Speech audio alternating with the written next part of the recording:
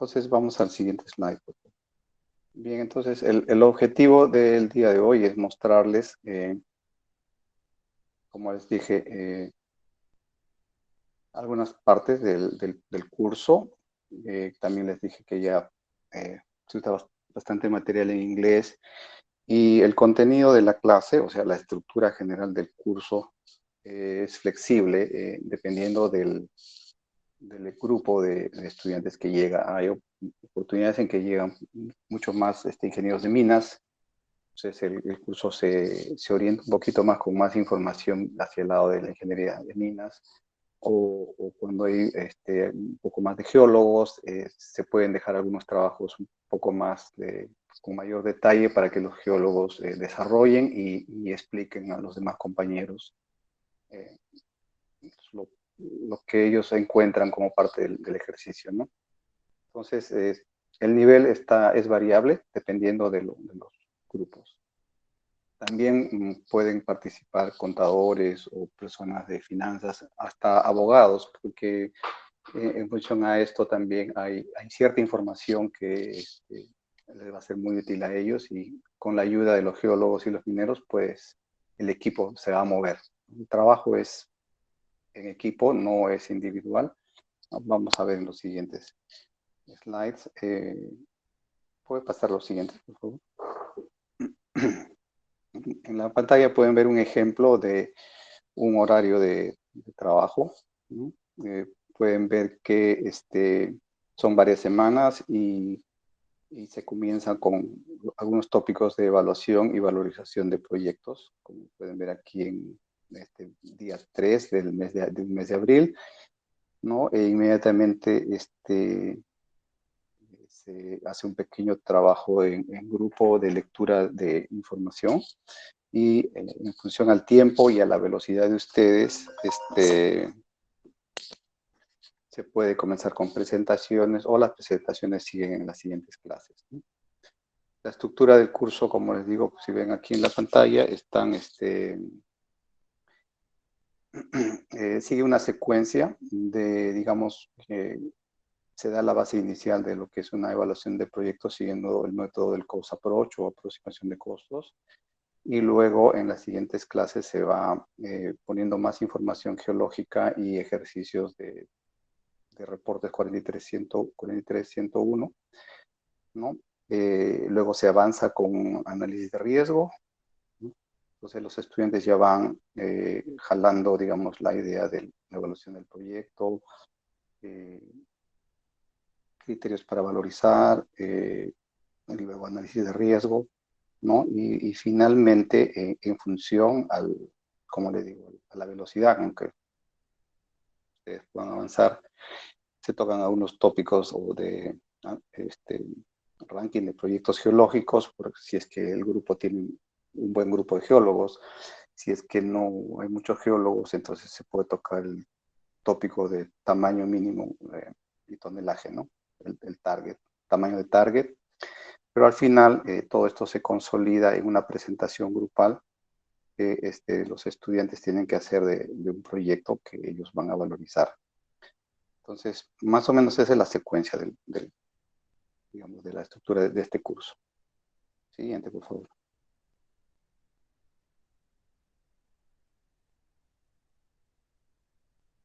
Siguiente. Siguiente slide, por favor. Bueno, ya Flora ya mencionó sobre mi persona.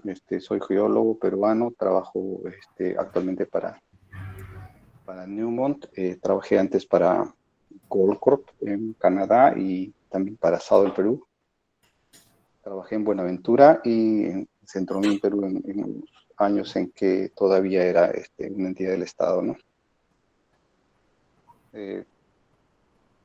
También estudié en la Universidad de Queens, en Canadá, y estoy asociado a la Asociación de Geólogos de Ontario, que es la PGO, y estoy registrado como personal calificado OCUPE. Siguiente, por favor. Bien, entonces, este es un ejemplo, por ejemplo, de un día de estudio, que es lo que se va a tocar. Por ejemplo, se evaluaría entre etapas de exploración geológica, qué cosas se evalúa de los proyectos geológicos. Inmediatamente se dan lecturas, las lecturas están en inglés, ¿no? Y, por ejemplo, se tocaría el tema de estafas y errores, y luego se deja el trabajo grupal, y también en función al tiempo se descargan proyectos de internet o eso se hace la siguiente clase, ¿no? En función al avance y a la velocidad. El siguiente slide, por favor. Bien, entonces, siguiente. Entonces, cuando hablamos de proyectos geológicos, tenemos algunos tipos de proyectos que los geólogos conocemos que hay un excelente potencial geológico. Sin embargo, podemos identificar cuando el trabajo geológico es pobre, ¿no? Entonces, hay una pésima combinación cuando el proyecto es un proyecto que tiene un excelente potencial, pero el trabajo geológico es, digamos, incompleto, le faltan algunas actividades de control de calidad, probablemente por presupuesto o inexperiencia o por falta de tiempo, ¿no? También podemos tener proyectos que son modestos, ¿no? Promedio, no son muy grandes, no son muy pequeños, interesantes para una empresa pequeña, no quizás para una empresa grande, y que tienen un muy buen trabajo geológico, ¿no? Los geólogos han hecho una muy buena, un muy buen trabajo de colección de datos, distribución de la perforación, un modelo geológico, etc. Y finalmente también podemos tener un proyecto geológico y que es, digamos, modesto, ¿no? Y que tiene un pobre trabajo geológico. Y todo esto a qué lleva, a que podríamos tener un enlace o un error fatal, ¿no? Lo cual podría destruir el valor y la oportunidad del proyecto. También lo que este slide quiere mostrar es que cuando se evalúa un proyecto geológico tenemos que ubicarnos en qué etapa del proyecto estamos, si estamos en una etapa temprana o estamos en una etapa avanzada. Y también tenemos que ubicar de qué tamaño de proyecto estamos hablando, de qué tamaño de depósito estamos hablando, ¿no? Entonces, para entender un poco mejor esto, hay información en Internet, en algunas empresas que proporcionan información que permiten construir este tipo de diagramas en los cuales uno puede evaluar el tamaño de un depósito. Por ejemplo, aquí pueden ver el tamaño de unos depósitos de oro en Nevada y como ven tiene un comportamiento log normal y en función a esto podemos definir más o menos en qué parte de la curva estamos y qué tamaño de depósito estamos hablando. Eso los geólogos lo entienden bastante y eso es lo que ayuda a definir de qué tamaño de depósito estamos hablando para poder evaluar y en qué etapa estamos, ¿no? Después de eso. También es importante que, dependiendo, como les dije, del quórum, se puede hablar un poco de análisis de datos y aquí lo importante que hay que resaltar es que hay dos tipos de categorías de la continuidad. Una es la continuidad geológica y la otra es la continuidad del valor, es decir, la distribución espacial de la ley o el espesor del mineral, así como la continuidad geológica o la geometría, ¿no? del depósito. Es decir, puede existir en muchos casos la veta, y la veta puede ir por 5 o 6 kilómetros a lo largo de un corredor, pero en ciertos lugares nomás hay una muy buena ley, por lo tanto la continuidad es variable. Eso es importante cuando se hace el análisis se analiza el potencial de las estructuras, ¿no? De las vetas o dependiendo del tipo de depósito. Cuando se evalúa proyectos geológicos, hay que tener en cuenta las fuentes de error, ¿no?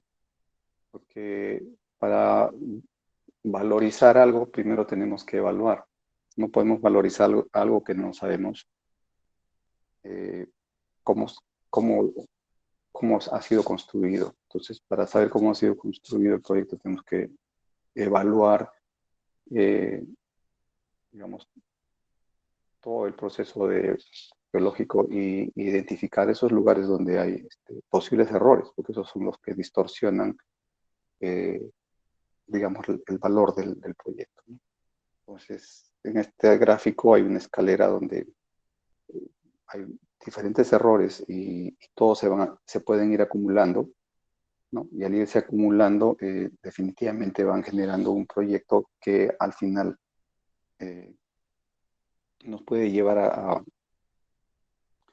tomar una decisión, no digamos equivocada, pero una sobredimensionada o al contrario, ¿no? Con una estimación por debajo de lo que en realidad es el proyecto. Entonces esos errores son importantes y los geólogos lo conocen y son los puntos que se tienen que identificar al momento de evaluar el proyecto. Bien, esto es seguro que ustedes han visto este tipo de gráfico muchas veces, ¿no? Es un una- gráfico clásico de las etapas de desarrollo de los proyectos. Y como pueden ver, se tiene la parte, digamos, de los proyectos que son generativos, donde no hay información de perforación, son muy poca información del proyecto, y a medida que se va ejecutando el trabajo, se van obteniendo ya una definición de un objetivo, un target, se generan los targets, se hace mucho más trabajo y se va encontrando ya objetivos o targets que están listos para ser perforados. Y en este lapso van pasando el tiempo, ¿no? Y estamos aquí abajo en la etapa de exploración, ¿no? Aquí abajo estamos en la etapa de desarrollo y acá básicamente en la etapa ya de producción. Pero en todo este plazo, en todo este tiempo, eh, se va moviendo un proyecto de una etapa a otra, a la etapa de descubrimiento, cuando ya por lo menos se tienen 3 o 4 sondajes espaciados adecuadamente, en los cuales ya se muestra una evidencia en 3 dimensiones de, de un posible depósito que podría ser económico, pero no lo sabemos todavía, ¿no? Y luego avanzamos a la etapa ya donde se puede generar un cierto inventario y finalmente ya entramos a la etapa de conceptual y a la etapa de factibilidad y factibilidad subsecuentemente, pero eso toma un tiempo. Entonces, cuando evaluamos proyectos geológicos, tenemos que saber dónde estamos, si estamos en esta etapa o en esta etapa de prefactibilidad o PM, porque cada una de estas etapas tiene diferentes componentes y los geólogos tienen que evaluar con mayor detalle la información que hay aquí para poder valorizar, ¿no? O sea, primero se evalúa para después valorizar. Eh, y hay que tener en cuenta que durante todo este tiempo hay, hay tecnología que va apareciendo en el mercado y que ayuda a que algunos de estos proyectos que pueden quedarse aquí atrasados por falta de tecnología, de un momento a otro puedan dar un salto y avanzar y volverse económicos, ¿no? O atractivos para una inversión. Este es otro ejemplo. Esta es una información que se comparte con los estudiantes. Ustedes, si tienen mayor interés, pueden buscar la guía del SMI del 2017. Y este es un concepto que es interesante e importante porque aquí ya se está planteando el análisis de riesgos y el análisis de oportunidades, algo que no se veía antes al momento de evaluar proyectos. Inclusive desde las etapas tempranas es importante evaluar los riesgos y las oportunidades y cómo evaluarlas, sobre todo en las etapas de exploración inicial, ¿no? Y cómo ir avanzando a través de estas etapas cuando ya estamos en etapa de recursos o cuando ya estamos en etapa de reservas. Este es otro slide que se toca cuando se habla de el inicio de de la norma 43101, por ejemplo, o el inicio, ¿no? Del código York, ¿no? Entonces, estas dos crisis del 69 y del 97 son las que dieron inicio al inicio, el nacimiento, digamos, del comité en Australia para que se produzca el código York. y después, en el año 97, con el caso de BRIEX, ¿no? Se da la norma 43101 para apoyar y ayudar en el caso sobre todo de Canadá, para que los inversionistas tengan una mejor información sobre el proyecto en el cual quieren invertir. También hablamos de las diferencias entre York y 43101 y se hace un pequeño análisis. Dependiendo de, como le digo, si son más geólogos o más mineros, podemos entrar y revisar algo de la norma 43101 o pasar y ver otros temas, ¿no? Esta es otra parte del slide en el que hace una comparación del código York y del código de la norma internacional 43101. A la izquierda está el York, a la derecha está la evolución de la norma 43101. El 43101 va a sufrir unas adiciones pronto, está en el lado de la columna de la derecha. Y como ustedes ya saben, los principios que rigen el 43101 son tres, ¿no? El Qualified Person, el reporte técnico y los estándares y mejores prácticas. Este es un ejemplo en el que se le deja a los estudiantes para que trabajen en equipo y busquen en internet algunos casos de estafas o errores. Hay algunos casos de estafa. Ahora, en los últimos años, hay más casos ya de errores, más que de estafa, ¿no? Pero aún se encuentran casos en los que hay ciertos errores desde el punto de vista dentro del proyecto asociados a los criterios geológicos que hacen que los proyectos que los proyectos básicamente colapsen o fallen, ¿no? Y se destruya el valor. Entonces, este es un trabajo que se le deja a los estudiantes para que investiguen. Se les da una guía de cierta información o se les asigna algunos proyectos que son conocidos para que busquen y luego lo presenten en grupo, ¿no? O sea, al final, si el grupo tiene, por ejemplo, 20 estudiantes, podríamos hacer grupos de 5 o 5 grupos de 4 integrantes, dependiendo del, como les digo, del background que tengan los estudiantes. Y habrían 5 presentaciones de errores que todos aprenderíamos o escucharíamos de los demás grupos, ¿no? Cuando evaluamos proyectos geológicos, el primer paso que tenemos es tenemos que buscar estándares, guías y procedimientos, ¿no? O sea, nuestro primer paso para evaluar un proyecto es buscar si tenemos una guía, un estándar y un procedimiento. Generalmente el procedimiento ya es específico para el tipo de mina. Es decir, si tenemos una mina, podemos tener 2 minas de oro o 3 minas de cobre, zinc o cobre, pero cada mina específicamente tiene un procedimiento que está como personalizado para el tipo, probablemente el tipo de mineral o por el tipo si hay más óxidos, hay más sulfuros, dependiendo, ya el procedimiento varía, ¿no? Hay minas que tienen mucho más material de arcillas que otros, entonces esos procedimientos van variando. Pero en general, cuando queremos evaluar un proyecto geológico, lo primero que tenemos que hacer es ir a buscar una guía y un procedimiento que nos permita revisar cómo cómo se ha hecho el trabajo en esta mina, ¿no? Y luego, en función a la experiencia que tiene el profesional, ¿no? Se realiza una evaluación. Es aquí donde ya básicamente podemos tener una idea de cómo está el trabajo y podemos también tener una idea del potencial del proyecto. Y es aquí cuando recién podríamos valorizar, ¿no? No podemos valorizar si primero no hacemos una evaluación, un due diligence, como algunas personas le llaman, o una evaluación en detalle.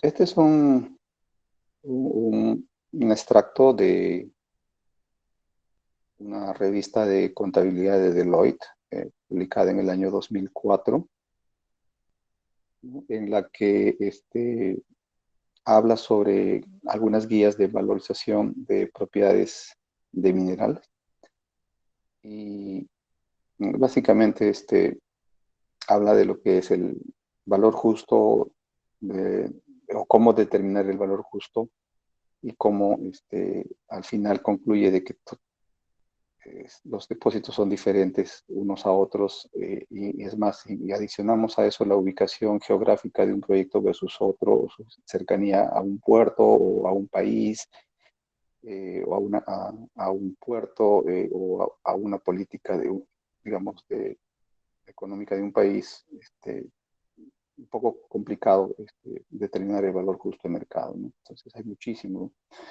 muchísima variabilidad, muchísimos criterios que tomar y básicamente se hace bastante difícil. Bien, el ejercicio, el centro del proyecto, del curso, se enfoca en un tipo de evaluación que se llama aproximación de costos.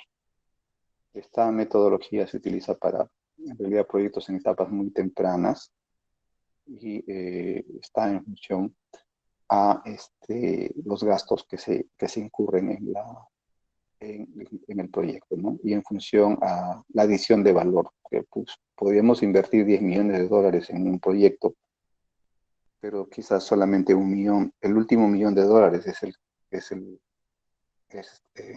el gasto que hizo que se descubra el depósito. Por lo tanto, el valor no necesariamente es 10 millones, ¿no? Del proyecto. Como les mencioné, hay varios códigos de evaluación y de reporte, ¿no? En este caso, lo que tenemos en la pantalla son los códigos de reporte. Y se habla un poco sobre esto. Algunos geólogos o ingenieros tienen ya conocimiento de esto y comparten sus experiencias, lo cual es bastante enriquecedor, ¿no? Ayuda bastante. Una consulta, perdón, allí, Juan. De estos códigos, ¿cuáles son los más, los que uno debería conocer, digamos, de manera más profunda? ¿Si tienen los primeros? No, depende porque si uno quiere, los más populares son el código York y el código del 43101, porque eso lo utilizan las empresas junior. Si hablamos de empresas senior, que son un poco más ya grandes, generalmente las empresas están con el SEC SK 1300, que están en Estados Unidos, pero digamos, depende. Por ejemplo, una empresa grande como la empresa en la que yo trabajo, como Newmont, tiene unidades en Canadá.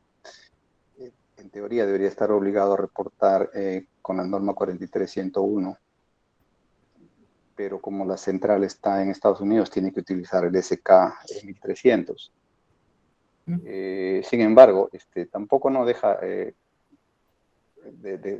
hacerse un reporte tipo 43101, que es completamente diferente al SK 1300, porque tienen diferentes propósitos y diferentes estructuras. Entonces, cuando son empresas grandes, básicamente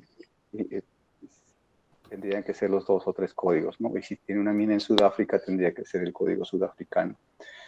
Pero si hablamos de una empresa pequeña y normalmente en la junior, quizás el 43101 es lo más popular aquí en la región, junto con el código York, ¿no? Más o menos están en un 50-50%, porque la inversión viene de ambos stocks, ¿no? De Canadá y de Australia. Entonces, quizás no hay una respuesta directa ahora que le pueda decir este código o el otro, depende de dónde viene eh, la inversión o hacia dónde queremos orientar la inversión, porque como los peruanos también podríamos generar algún proyecto y salir afuera a buscar el dinero para financiar uno de estos proyectos y lo que primero tendríamos que hacer es si queremos ir a Canadá a buscar dinero o apoyo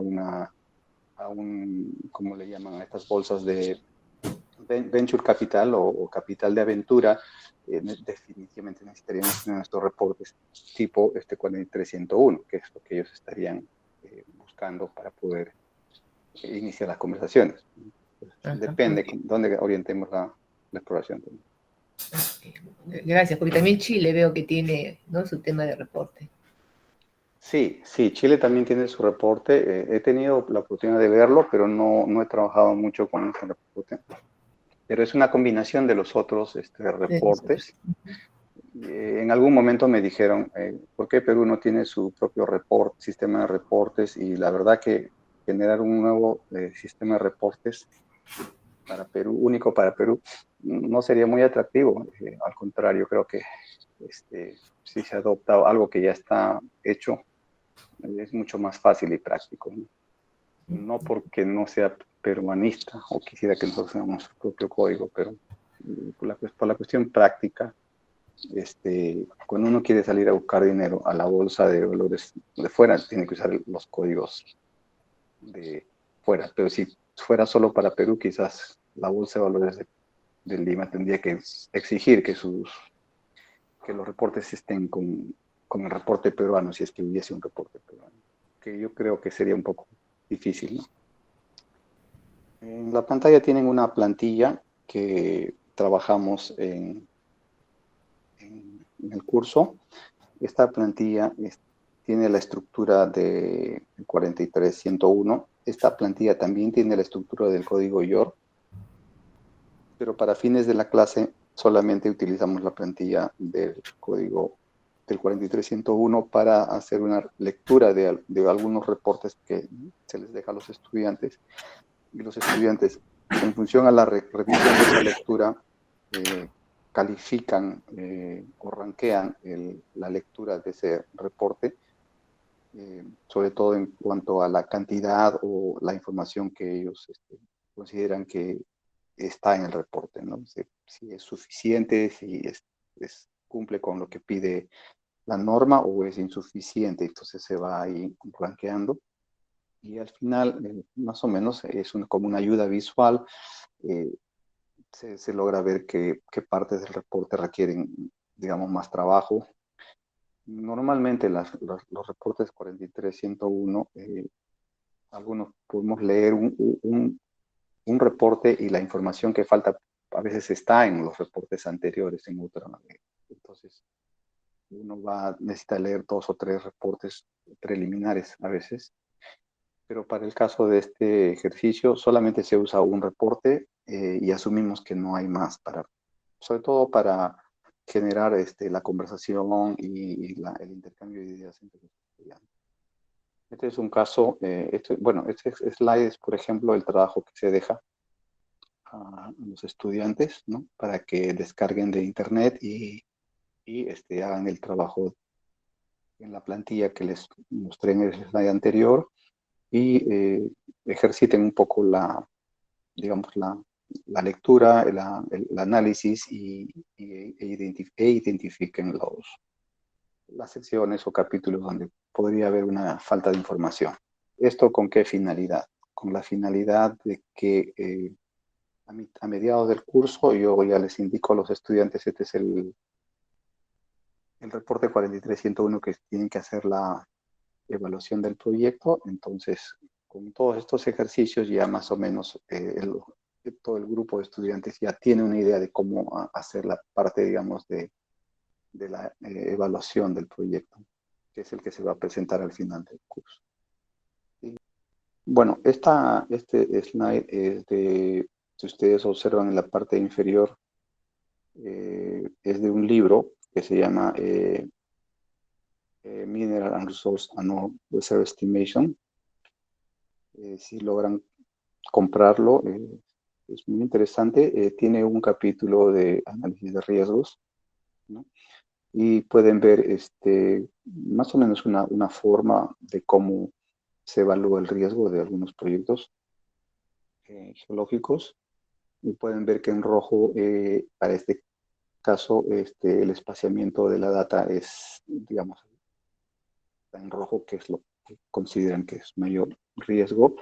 Y si observan en la parte superior hay una explicación, ¿no?, de cuál es el criterio, la explicación, cuál es el riesgo, ¿no? Y qué controles se están tomando para mitigar ese riesgo. Esto es bastante importante, ¿no? Porque ayuda a cuando ustedes evalúan un proyecto y si identifican una falta de información, algo que quizás no se prestó atención, pueden plantear un control, ¿no? Para mitigar ese riesgo y incluir ese control, digamos, en su valorización para trabajos futuros, ¿no? O sea, los siguientes pasos o las siguientes etapas deben tener este tipo de controles y esto cuesta tanto, ¿no? A veces pues, puede decirse que se necesita perforar nuevamente esta área, una área X, que puede costar, no sé, pues 500,000, medio millón o $1,000,000, y eso es la mitigación, ¿no? Eh, en la parte derecha de este slide, en la parte derecha, de acuerdo a este estudio, ¿no? Indica que más o menos 49% de los problemas técnicos están directa o indirectamente relacionados a input geológico. O sea, el 50% básicamente, la mitad de los problemas técnicos están relacionados a problemas geológicos. Es decir, nosotros tenemos que identificar dónde están esos problemas para evitar que el proyecto pueda tener alguna inconsistencia que nos lleve a una conclusión errada, ¿no? Ya, este es otro slide que lo he tomado de una presentación también del Ontario Securities Exchange Commission, donde ellos hablan de básicamente las deficiencias que han encontrado. Hay deficiencias, por ejemplo, en confiar en otros expertos, en el caso de la parte legal, política, ambiental, en la que definitivamente los reportes 43 y 101 solamente dicen, ¿no? Se ha hablado con el departamento legal y no se conoce de ningún tipo de problemas que pueda haber. Entonces hay unas ciertas deficiencias técnicas que algunos proyectos después pueden tener problemas de demora social o algo así, o permisos, etcétera. También problemas en la verificación de datos, ¿no? Esa es la clave, la verificación de datos, la preparación de las muestras también, ¿no? Y la parte de los estimados. Este es un ejemplo de una plantilla de análisis de riesgos. Esta plantilla se les entrega a los estudiantes. Esta plantilla está incompleta y está mal elaborada. O sea, lo que está aquí no necesariamente es correcto, pero tiene la intención de que se le da a los estudiantes unas 4 o 5 áreas con riesgos para que analicen y evalúen y ellos digan si están de acuerdo con el riesgo, con la consecuencia, con los controles, con el nivel de riesgo o qué proponen ellos, ¿no? Entonces, el estudiante va con su grupo a una sala virtual y discute entre sus compañeros y luego ellos traen la conclusión, ¿no? Y se discute digamos, grupal, los demás grupos escuchan sus comentarios o análisis. Bueno, este es otro ejemplo de cómo se distribuyen los trabajos. Esto está relacionado con la tabla o con el slide anterior, donde, por ejemplo, el grupo 1 se le asigna el riesgo 1, 6, 14, 19, 24 para que evalúe. El grupo 2 se le asigna el 2, 7, 13, 21 y 35 para que igual evalúen esas líneas, ¿no? de la tabla esa de riesgos. Bueno, como les dije, dependiendo del grupo y de la velocidad con que se avance, se tocan algunos temas de tamaño y ley, tonelaje mínimo y ley para proyectos. Este es un ejercicio, un trabajo que se hizo del oro hace años atrás. Y se muestra, se presenta, se discute para que el estudiante tenga una idea de cómo pueda preparar una tabla de tonelaje mínimo ¿no? Para su proyecto que pueda tener y evaluar. Siguiente slide, por favor. Creo que ya faltan pocos slides. Este es también otro slide del tonelaje mínimo. Esas curvas en amarillo y verde están asociadas a proyectos Brownfield y Greenfield. Y la ubicación de los proyectos en azul y rojo está relacionado con proyectos de oro, plata, oro. Y en teoría los proyectos que están por encima de la curva amarilla o verde serían los proyectos que serían, digamos, ideales económicos que están con un NPV mayor a cero, ¿no? Si alguien desea preguntar algo o tiene alguna pregunta adicional o algo más que esté con curiosidad del proyecto, del curso. Perdón, si tenía una pregunta. ¿Cuál sería el nivel de experiencia que debería tener una persona para poder llevar el curso de manera apropiada? ¿Existe un nivel mínimo, digamos? Bueno, esa es una pregunta muy interesante porque yo creo que no es necesario cuanto más temprano los profesionales comiencen a analizar este tema de los errores y de evaluar los proyectos, mucho más temprano van a poder identificar los errores y avanzar. Entonces, no hay definitivamente unos 4 o 5 años de experiencia ayudan para contribuir con la conversación, con el intercambio de experiencias, pero no es necesariamente mandatorio, obligatorio, ¿no? O sea, es para cualquier nivel. Hay algunas personas que tienen muchas habilidades y leen rápido, eh, aprenden rápido. Otras requieren un poco más de tiempo, pero yo no veo ninguna dificultad en el sentido de que necesite tener experiencia o varios años de experiencia. La única barrera que he visto es que podría tener eso con el inglés, ¿no? Que pueda leer rápido y pueda entender el concepto. Pero si no, yo como profesor también utilizo bibliografía que no es muy complicada y les ayudo inclusive en algunas lecturas a los grupos que tienen problemas de Ok, leer rápido. Sí, gracias, Juan.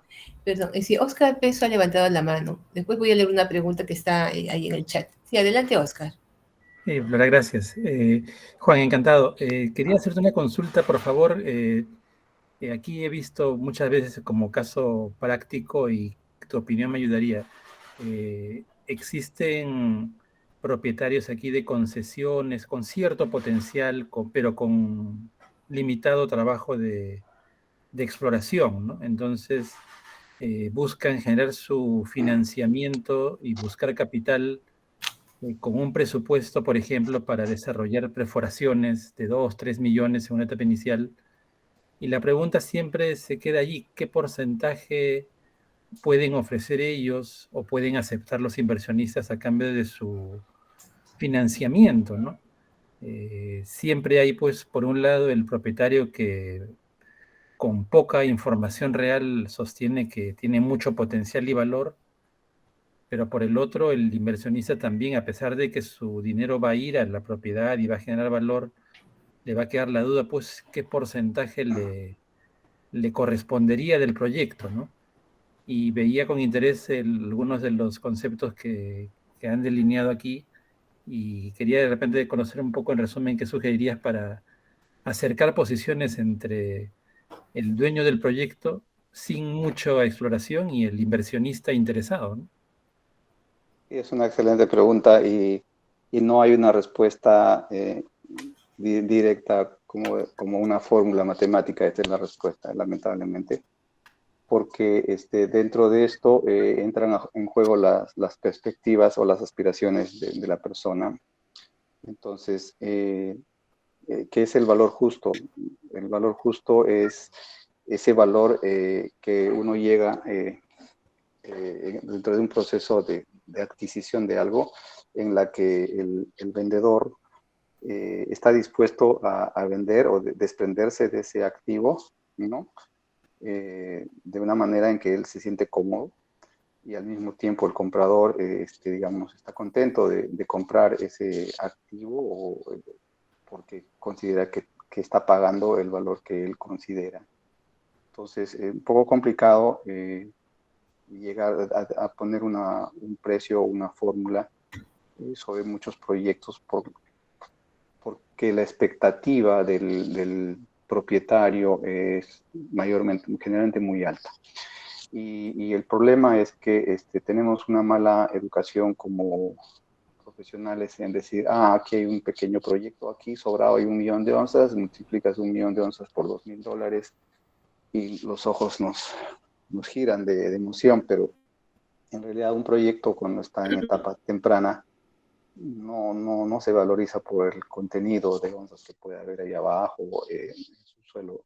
Así tengas 1 o 2 sondajes de perforación, puedes utilizar algo, pero digamos el valor para poder o que uno puede extraer de este proyecto y para financiar, en realidad está más en función a esta metodología que es la evaluación de aproximación de costos y sobre todo por el valor que uno como profesional pueda encontrar.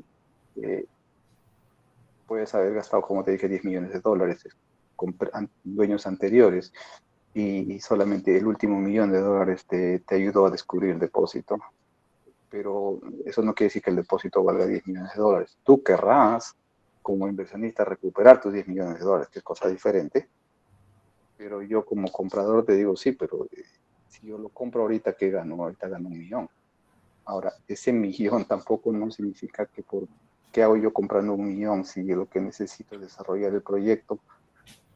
Por lo tanto, en este proceso, en realidad lo que se tiene que tener en cuenta es valorizar el proyecto en función al valor que uno pueda encontrar desde el punto de vista de la inversión. Si se gastó 10 millones y solamente 1 millón sirve para, digamos, destapar el proyecto, podrías decir que 1 o 2 millones de dólares podría ser tu línea base para tu inversión y luego ver qué más se necesita, porque nadie te va a ir a comprar un proyecto por 2 millones de dólares para tenerlo luego.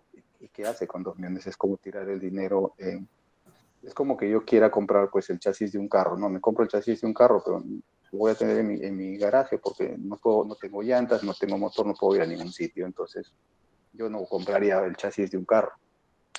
Lo que podría comprar es un carro, pero lo podría comprar a medias con otra persona y lo puedo manejar de vez en cuando. Lo mismo pasa con los proyectos, entonces tienes que evaluar el valor del proyecto y ver también cuánto dinero más necesitas para mover a la siguiente etapa. Si gastaste 10 millones, pero solamente 1 millón creó valor, y bueno, dices, bueno, mi know-how, mi oportunidad, el precio del mercado está bien, puedes llegar a 2 o 3 millones dependiendo cómo armes. Pero aún así, tu proyecto necesita pues probablemente unos 6 millones de dólares para ya perforar el área que necesitas trabajar. Por lo tanto, tú tendrías que preparar un proyecto que tendría un valor de 9 millones, 3 millones es el valor que tú ya has puesto como línea base de tu inversión y necesitas 6 millones para financiar y tendrías que buscar pues un inversionista que esté dispuesto, 1, 2, 3 inversionistas que estén dispuestos a darte ese dinero y que si la exploración es exitosa, ellos tendrían pues no sé, 50% del proyecto en acciones o 60-40, dependiendo cómo tú negocies la estructura de tu proyecto. Entonces ellos serían nuevos copropietarios, ¿no? Y eso ya ya se busca en las bolsas de valores de riesgo. Inversionistas, hay muchos tipos de inversionistas también para este tipo de inversiones, ¿no? Bueno, creo que me he extrañado, Sí, pero creo que he respondido. Sí, muy interesante el tema. Ha levantado la mano Félix Herón, pero antes yo quería, justamente, Jaime Sonco puso una pregunta sobre los estándares y procedimientos para la evaluación de yacimientos. Debe salir del tipo de yacimiento. ¿Podría explicar en esta etapa cómo y cuándo se realiza este procedimiento? Bueno, las guías son bastante generales y es el geólogo, el profesional, el que está a cargo del proyecto, quien tiene que desarrollar el procedimiento. O sea, el geólogo a cargo del proyecto desarrolla ese procedimiento. Ujú. Él es el encargado, ¿no? Cuando uno llega a valorizar, uno trae también sus propias guías o procedimientos en función de su experiencia y se pone a comparar y a revisar. No deberían ser diferentes, pero definitivamente vamos a encontrar en algunos casos algunos vacíos porque en función de la experiencia de los geólogos, ¿no? Sí. Después, Wilma Entonces, Cheje, y ahora antes de darle el uso de la palabra a Félix Herón, con respecto a los proyectos mineros en el Perú, ¿por qué estos reportes del 43101 y el Código York son reportados en las bolsas de valores extranjeras y por qué no en las bolsas de Lima? ¿No podría ser regulado? ¿Debería ser regulado en el Perú? Es su experiencia.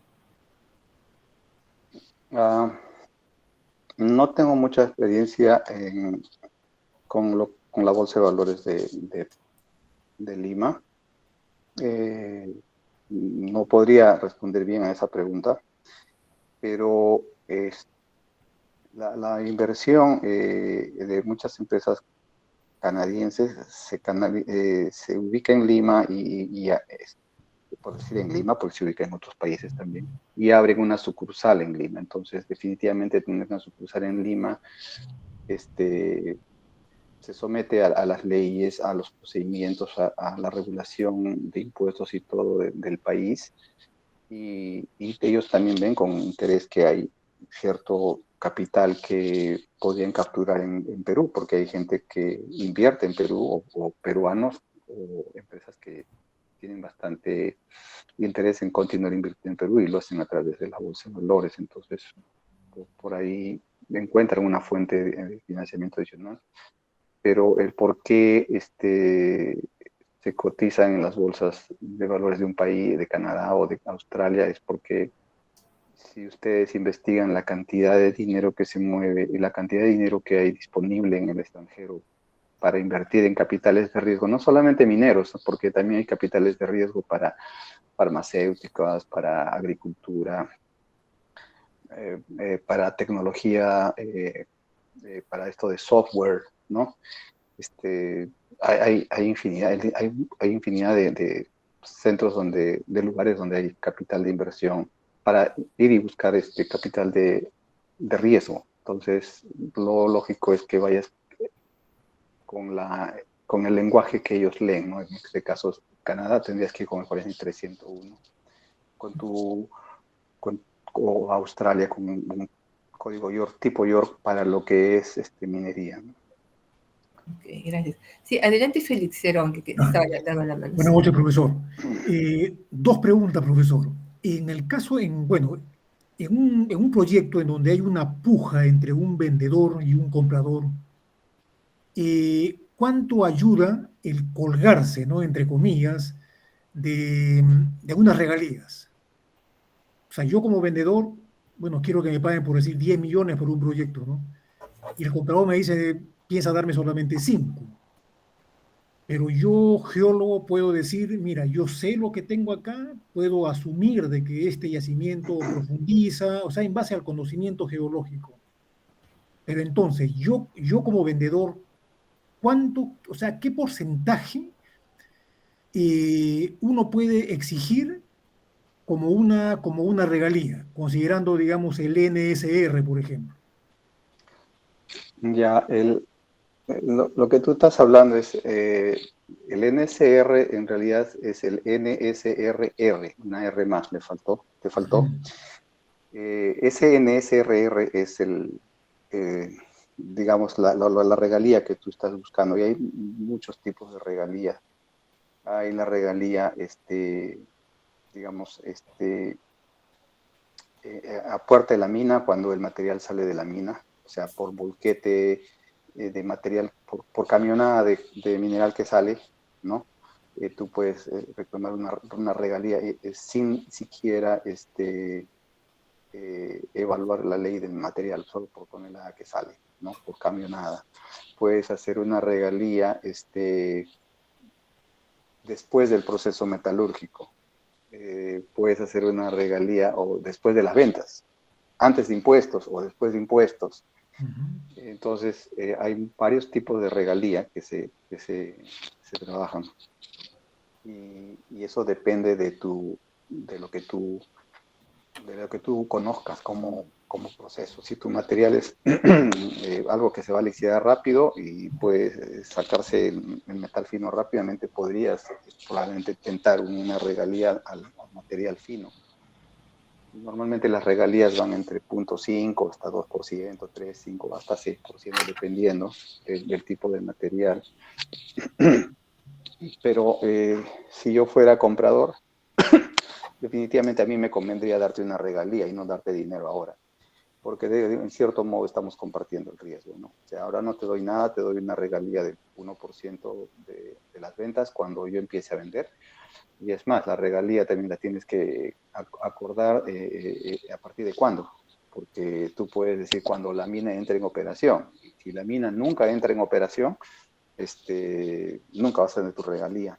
Entonces, esto de las regalías ya es un tema legal y como profesional a veces no escapa de nuestro alcance. Es mejor que contrates un abogado especialista en tema o de marketing, en ventas de minerales, para que puedas tener una mejor idea del tipo de material. Pero, como te digo, al final hay alguien que quiere vender algo y hay alguien que quiere comprar, ¿no? Y si no se ponen de acuerdo, bueno, sigues buscando otro proyecto, porque quizás no vayas a encontrar a alguien que te va a pagar lo que tú quieres hasta que al momento vas a aterrizar y vas a decir, oye, mis expectativas eran muy altas, o simplemente puedes decir, oye, no investigué lo suficiente y creo que la regalía pudo ser 1% en vez de 0.5, por ejemplo. O quizás el pago me das, no sé, $50,000 en el año 1, 200,000 en el año 2. Hay varias formas de negociar, pero eso lo tienes que ver con el comprador, y el comprador tiene que saber qué cosa tienes en el terreno.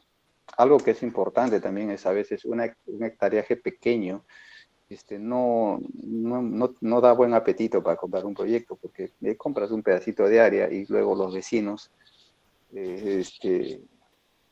no te van a dejar trabajar, entonces tienes que evaluar todo eso que está probablemente en contra de tu proyecto. Sí. La segunda pregunta, profesor, por favor. En cuanto a la pregunta que anteriormente hubo uno que preguntó acerca de los procedimientos, dentro del mercado nacional, le podría decir de que hay una deficiencia del ingeniero explorador, en este caso, en cuanto al conocimiento de procedimientos dentro de las actividades, digamos, del desarrollo de un proyecto. O sea, son muy pocas las empresas, caso de Buenaventura, Hochschild, bueno, ahora digamos Antamina y otras, que sí tienen una especie de plantilla de procedimientos. ¿Existe alguna literatura al cual cualquier muchacho egresado o con pocos años de experiencia pueda tener acceso para mejorar su conocimiento? Bueno, en Internet ahora tienes muchísima información bibliográfica de cómo evaluar proyectos, ¿no? O sea, hay ya, pero definitivamente creo que ya en eso ya los años van cobrando factura, porque siempre se necesita la exposición a diferentes proyectos para ir ganando experiencia, ¿no? Pero hay muchísima lectura de evaluación de proyectos, muchísimos libros muy buenos, los que se puede leer, y estamos de acuerdo contigo en el sentido de que para vender un proyecto no solamente se necesita un geólogo, se necesita de un ingeniero de minas o de un ingeniero de proyectos, un metalurgista, se necesita de un abogado, un contador. Entonces es todo un equipo multidisciplinario. El geólogo solamente da la parte, digamos, la base, ¿no? Pero el resto se construye, ¿no? El contador hace miles de cosas con el mineral que tú le puedas decir, que tú le puedas dar. ¿no? ¿Cómo vas a pagar los impuestos? ¿En base a qué vas a pagar? ¿Cómo vas a vender ese material? ¿Lo vas a exportar? ¿Lo vas a tener acá en Perú? ¿Lo vas a estoquear? Tú ya, imagínate, toda la cantidad. Se necesitan, una sola persona no lo puede hacer, es mi opinión. Se necesita de un equipo. Ok, profesor, gracias. La última pregunta, hay varias preguntas aquí. Víctor Cabeza dice, en la valoración de los proyectos del caso, ¿qué tipo de evaluaciones financieras y sensibilidades se desarrollarán en el curso? En este módulo no se hace sensibilidad, Sí, pero porque eso es en el tercero, ¿no? Sí, perdón, pero hay en el tercero, sí, como parte de todo el programa en total. correcto, porque eso lo ve el siguiente módulo. Hay 2 módulos más que lo ves con los siguientes profesores. Esta parte no, pero en la maestría sí se hace un poco de sensibilidad, pero en esta parte en este módulo no se hace de sensibilidad. Pero la evaluación se hace dependiendo de la habilidad del estudiante. Hay algunos estudiantes que hacen 2 o 3 evaluaciones, entonces te presentan un rango, un alto y bajo del proyecto, que pueden hacer transacciones comparables. Si tienes la información, las transacciones comparables te dan un rango alto, un rango bajo del proyecto, y hasta ahí podrías llegar, ¿no?